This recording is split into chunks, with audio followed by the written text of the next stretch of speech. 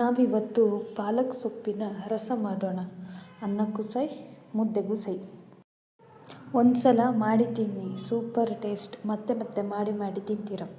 ಒಂದು ಪಾತ್ರೆಗೆ 2 ಚಮಚ ಎಣ್ಣೆಯನ್ನು ಹಾಕಿ ಚೆಂದ ಮಾಡಿ ಕಾಯಿಸಬೇಕು. ಕಾಯಿಸಿದ ನಂತರ ಒಂದು ದೊಡ್ಡ ಗಾತ್ರದಷ್ಟು ಈರುಳ್ಳಿನ ಕೊಚ್ಚಿ ಹಾಕಬೇಕು. ಹಾಕಿ ಚೆಂದ ಮಾಡಿ ಡೀಪ್ ಫ್ರೈ ಮಾಡಿ ಆಮೇಲೆ ಅದ ನಂತರ ಒಂದು ಇಡೀ ಟೊಮೆಟೊನ ಕಟ್ ಮಾಡಿ ಹಾಕಿ ತುಂಬ ಮೆತ್ತಗಾಗಿ ಬೇಯಿಸ್ಕೊಳ್ಳಿ. ತುಂಬ ಮೆತ್ತಗೆ ಬೆಂದ ನಂತರ ಪಾಲಕ್ ಸೊಪ್ಪನ್ನು ಹಾಕಿ ನಾವಿಲ್ಲಿ 2 ಕಟ್ ಸೊಪ್ಪನ್ನು ಸಣ್ಣದಾಗಿ ಕಟ್ ಮಾಡಿ ಹಾಕಿ ಸರಿಯಾಗಿ ಬೇಯಿಸ್ಕೊತೀವಿ.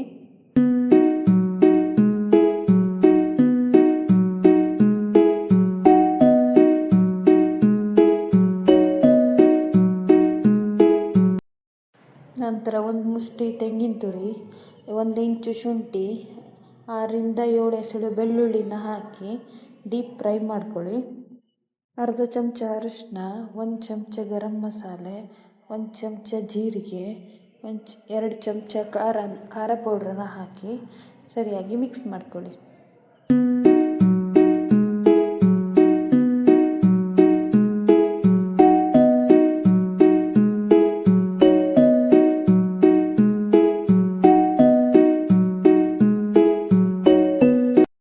ಸಣ್ಣ ತುಂಡು ಹುಣಸೆಹಣ್ಣನ್ನ ಹಾಕಿ ಹಾಗೆ ಮಸಾಲೆನ ತಣ್ಣಗಾಗಲು ಬಿಡಿ.